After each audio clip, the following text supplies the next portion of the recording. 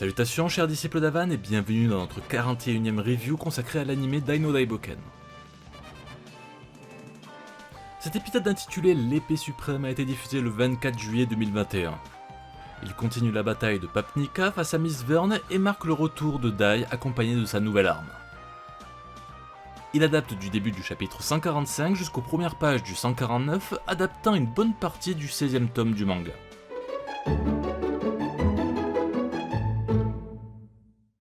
Cet épisode marque le grand retour de Kazuya Karasawa, le réalisateur en chef de la série. Il n'avait pas dirigé d'épisode depuis le 30, et quel retour mes amis, il a vraiment mis les petits plats dans les grands.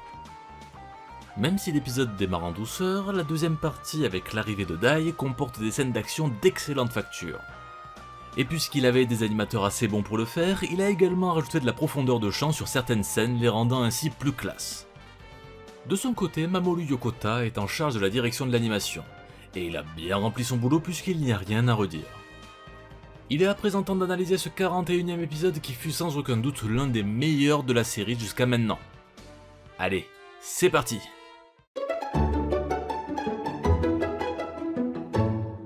L'épisode débute sans temps mort et reprend la fin du précédent sur l'attaque désespérée de Yunkel sur Miss Verne en hurlant son choix définitif pour la justice.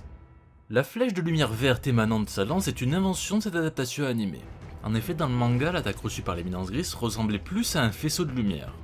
La pose iconique du beau gosse immortel est reprise à la perfection, et le légat des ombres est pris de stupéfaction face à cette technique, tout comme Crocodile qui n'en revient pas que son ami ait pu s'extirper de son entrave et contre-attaquer.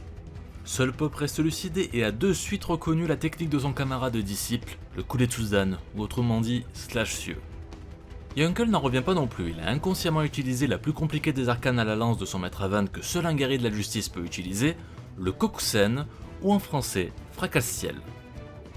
Il remercie chaleureusement Mam dont les paroles ont réussi à le faire reprendre le dessus sur sa haine. Il refait le serment d'être toujours du côté du bien. Ce discours poignant et sincère touche notre jeune Budoka.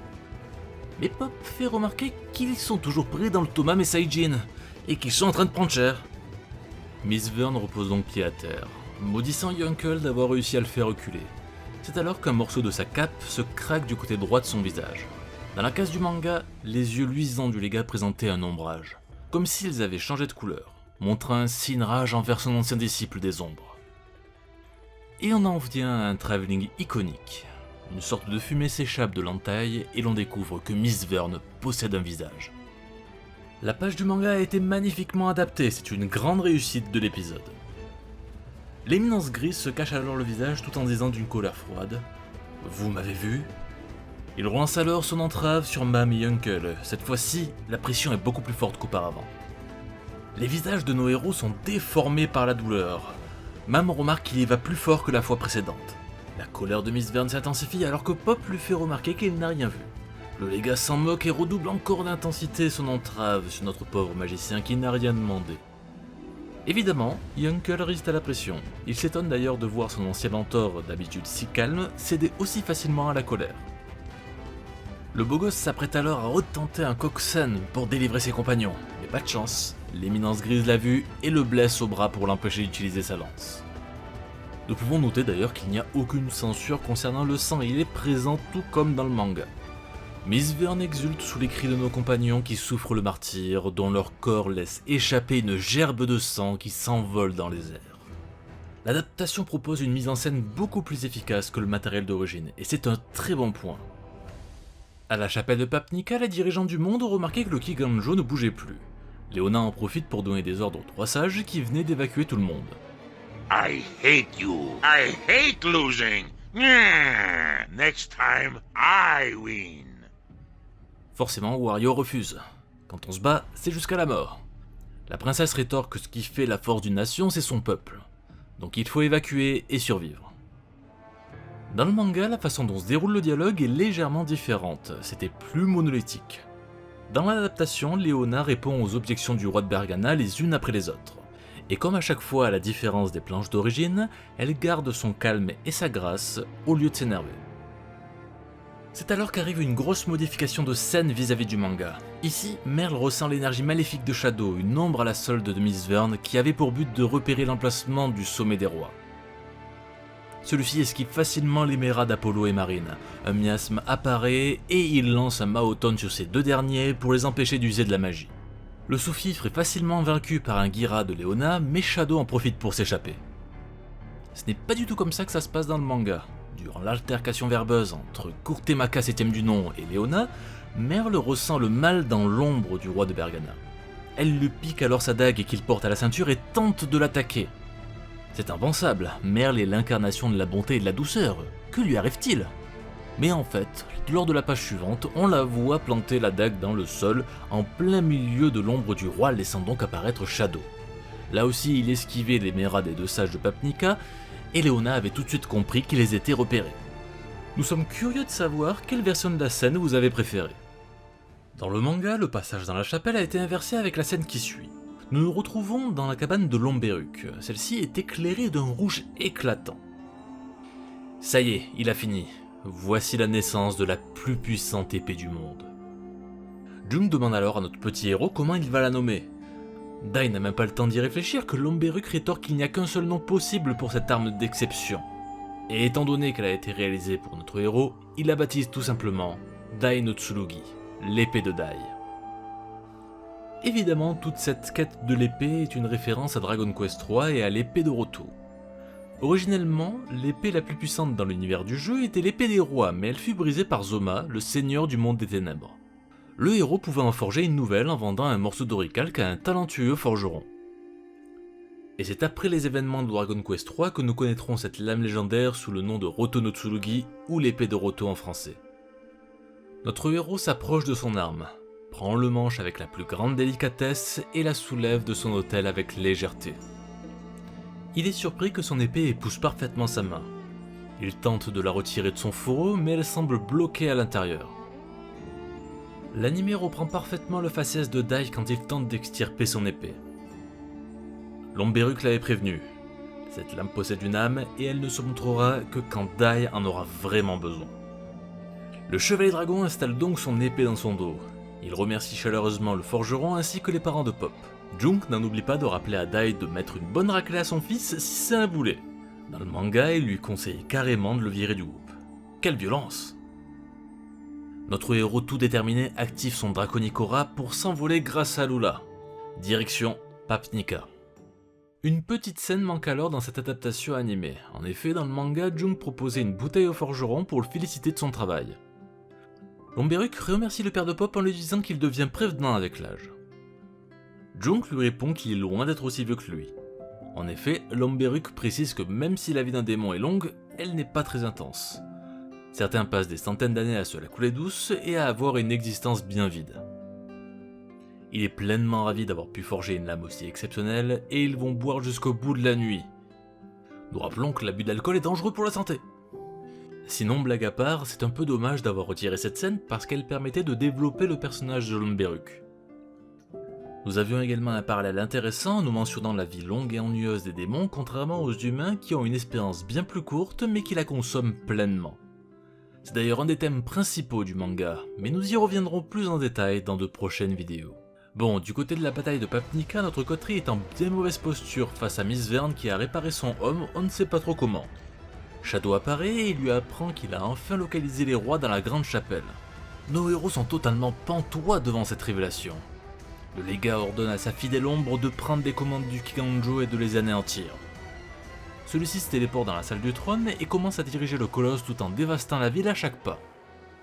Et que dire de la 3D à ce moment? Eh bien, en fait, c'est pas si mal. C'est plutôt joli, bien animé, la distinction entre les décors en 2D et la forteresse est assez fine. Bah oui, c'est une belle réussite. Bravo à l'équipe CGI de la Toei. Yunkel peste de ne rien pouvoir faire, et son ancien mentor lui relance un Tomahawk Gutsusho. Il veut en finir de ses propres mains.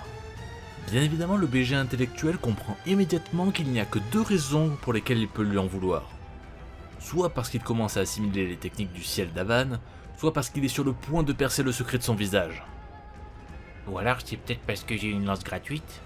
Il est sûrement jaloux, lui il se bat avec ses ongles. C'en est trop pour le légat des ombres, il renforce de plus en plus son étreinte et Yunkel souffre atrocement. Nous pouvons voir des veines apparaître sur son visage et ses yeux commencent à sortir de leur orbite. Ceci dit, cela reprend fidèlement les planches d'origine. C'est alors qu'une lumière verte vient découper les fils de la technique de Miss Verne. Dans le manga, la case reprise de cette scène n'est pas tout à fait lisible. On pouvait même se demander si l'éminence grise n'avait pas trébuché sur une banane. Enfin bref. Il était attendu par ses amis, le héros Dai est enfin présent dans la bataille. Il tient la dague de Papnica devant lui dans une pose iconique extrêmement fidèle à celle du manga. Bon, on va un peu chipoter sinon ce ne serait pas drôle. Dans l'œuvre d'origine, son regard était plus colérique et il semblait serrer les dents. Cette page terminait formidablement bien le chapitre 146. Miss Verne et les compagnons de Dai sont étonnés de le voir utiliser sa dague de Papnica. Son épée est dans son dos, pourquoi il ne l'utilise pas? Le légat demande à Dai de lui montrer sa nouvelle arme, mais celui-ci refuse et se met à sourire à pleines dents. Cette expression humoristique est très fidèle à la case d'origine, il se fout de la gueule de l'éminence grise en lui disant qu'il ne mérite pas de voir sa nouvelle épée. Miss Verne, à bout de patience, lance un assaut sur Dai qu'il esquive facilement et contre-attaque avec un coulé de Suzanne. L'attaque touche le centre de la toile et tous les compagnons de la coterie sont libérés. Dans le manga, Dai se faisait la réflexion qu'une arme normale pouvait encaisser une technique aussi basique. Ah bon? L'arcane la plus compliquée d'Avan est devenue basique. Sans plus attendre, Miss Verne lance sa contre-attaque, mais il est arrêté par le boomerang de l'armure de Yunkel. Pop se demande combien d'armes il cache, et Chu est étonné de voir qu'un bouclier est utilisé en tant qu'arme. L'aîné des disciples conjure à Dai d'aller aider les dignitaires du monde face au Kiganjo. Lui s'occupe de Miss Verne. La case du manga reprenant le colosse marchant en direction de la chapelle est de toute beauté. Stopper Roche Démon nécessite une force colossale. Ça tombe bien, Dai est un chevalier dragon, il fera l'affaire. Dai s'envole et nous dit qu'il va nous montrer la puissance de la lame forgée par Lord Beruk.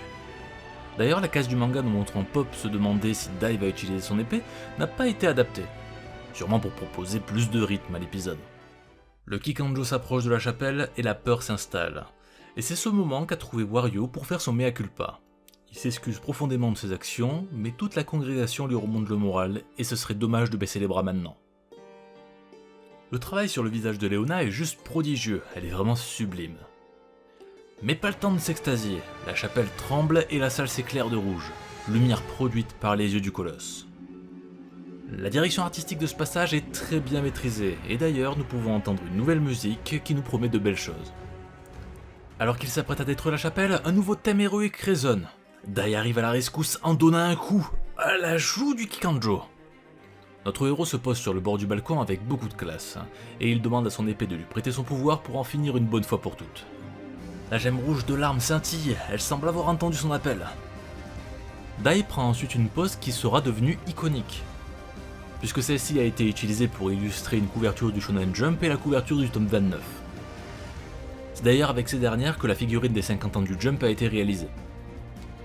Notre héros est vraiment super stylé et le nouveau thème musical est un délice pour les oreilles. Wario semble dubitatif. Il va attaquer le colosse avec une simple épée? Mais ce n'est pas n'importe quelle épée. Shadow aussi rejoint le club des pessimistes et n'y croit pas une seule seconde. D'ailleurs celui-ci est interprété par Koichi Soma, que l'on avait déjà entendu dans notre série fétiche dans des rôles mineurs, tels que Hilt le chasseur, Canard le soldat de Terran, ou encore la gargouille A de l'épisode 3. Le fourreau de l'arme se déverrouille, Dai le sent, il peut enfin dégainer son épée et lance un Daichizan. La puissance produite est incroyable, sa technique coupe littéralement le bras droit du Kikanjo en deux. Sous les regards ébahis de tous ceux présents dans la chapelle, la pose de Dai nous révèle l'aspect de sa nouvelle épée. Encore une fois, elle est reprise à la perfection comparée au manga. Roche Démon arme ses canons et vise Dai, mais celui-ci ne se laisse pas faire. Il fait apparaître son insigne et concentre son Dragonicora dans son épée. L'instant fatidique est là. Dai s'envole et fonce en plein dans le bus de la forteresse qui la fait pencher en arrière. Les tirs de canon partent dans les airs, ce qui manque de peu de toucher la grande chapelle. Le chevalier dragon arpente alors les couloirs de la citadelle avec un mélange de 2D pour les personnages et de 3D pour les décors. Le vétéran Ken Otsuka a montré toute son expérience pour réaliser une scène incroyable. Il s'arrête alors dans une salle, Shadow en bon gardien consulte toutes les caméras du château et trouve enfin Dai dans la chambre centrale, ce qui est juste sous la salle du trône. Sacré Dai, il a réussi à piffer le bon chemin du premier coup. Notre héros concentre son énergie dans son épée et lance un Daichizan dévastateur qui anéantit Shadow en un instant. Il continue d'accumuler son Draconic Aura et abaisse son épée.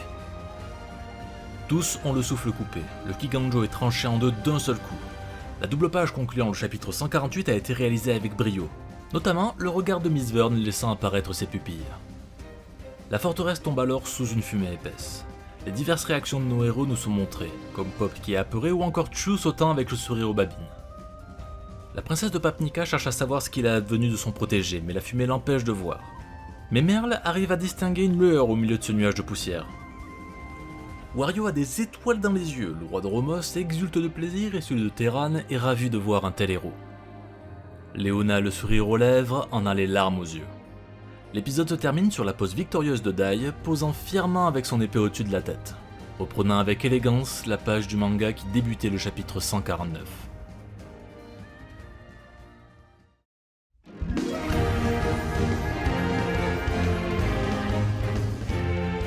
Après un excellent épisode 40, notre série continue sur sa lancée avec un épisode 41 d'encore meilleure facture.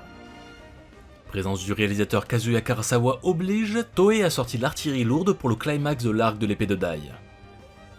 Notamment l'entrée dans le Kiganjo superbement animé par Ken Otsuka. De plus, la mise en scène brille particulièrement sur des passages clés, comme Dai qui dégaine son épée pour la première fois ou encore la panique de Mistborn à la destruction de la forteresse. Au niveau des musiques, Yuki Hayashi nous a proposé des nouveaux thèmes dans cet épisode, dont un très épique qui est très certainement dédié à l'épée de Dai. Vu que ces nouvelles compositions ne sont pas sur la première OST, nous pouvons nous attendre à une nouvelle salve de musique dans les prochains épisodes. Ce 41e épisode conclut la quête de l'épée de Dai. Dorénavant, il dégage une véritable allure de héros. Et voilà, cette review est désormais terminée et nous espérons que vous l'avez appréciée. Si vous aimez nos vidéos et que vous voulez nous aider dans notre grande aventure, vous savez ce qu'il vous reste à faire pour nous donner du courage. Vous pouvez également nous suivre sur nos réseaux sociaux respectifs, ainsi que nous rejoindre sur notre Discord dont les liens sont en description. Allez, prenez soin de vous, chers disciples d'Avan, et à la semaine prochaine.